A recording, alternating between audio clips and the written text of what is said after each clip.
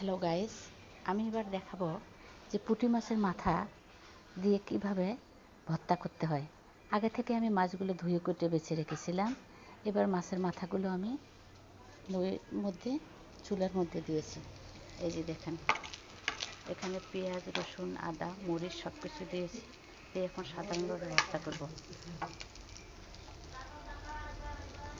এগুলো ভাজি হওয়ার পর আমি এগুলো বাটনার মধ্যে নেব। বাটনার মধ্যে নিয়ে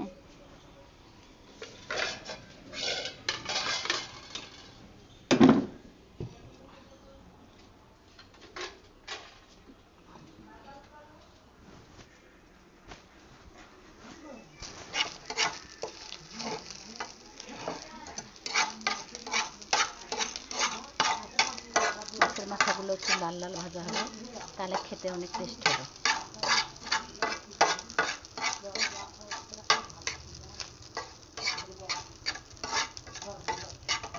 চুলের জালটা হালকা আছে, হালকা এবং মৃদু মৃদু আছে ভাজি করব, তাতে মাছটা আস্তে আস্তে মচমচা হবে।